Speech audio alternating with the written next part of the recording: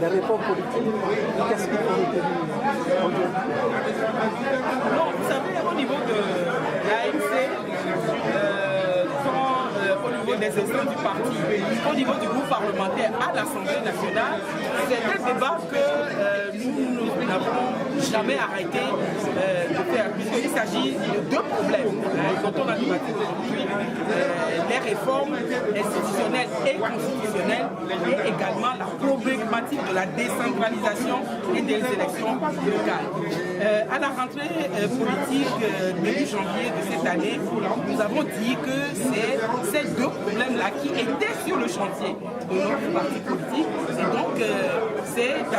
avec joie que, à la suite de la lettre pastorale des évêques, nous sommes associés également sur l'invitation du cacique de l'initiative Marc-Mec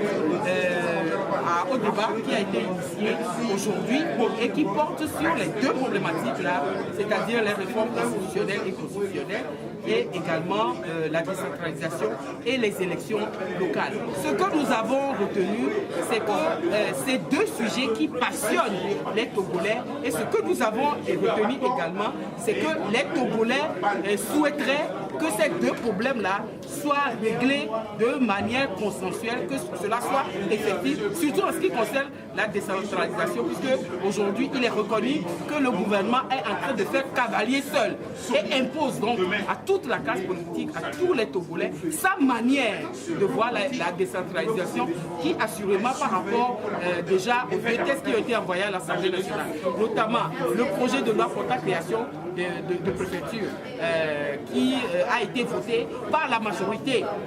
unie à l'Assemblée nationale et également par le projet de loi qui est sur la table de l'Assemblée nationale actuellement, qui porte création des communes, qui lorsque vous le regardez aussi porte en lui-même ce projet des germes de division et d'inégalité, d'injustice que nous avions eu déjà à relever dans le projet de loi pour la création de préfecture. Et donc il est essentiel que ces débats-là citoyens se fassent pour que les Togolais comprennent l'enjeu du problème et partagent entre eux les solutions qui peuvent amener à ce que tout cela se fasse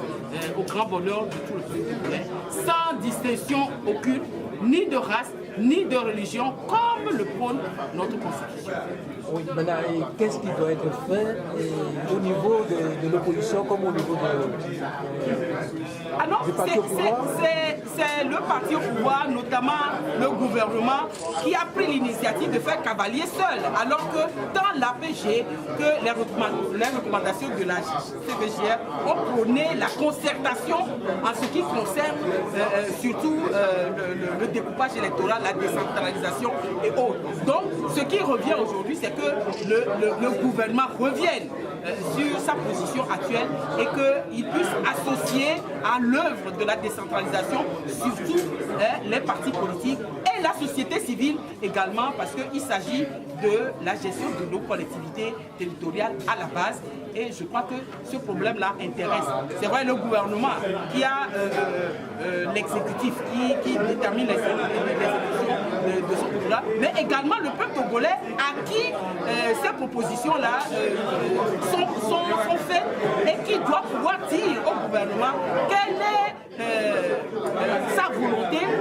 comment est-ce que la population voit la décentralisation et comment est-ce que cette population-là estime que cette décentralisation-là doit pouvoir se faire pour son bonheur. Et donc le gouvernement n'a pas à imposer son point de vue,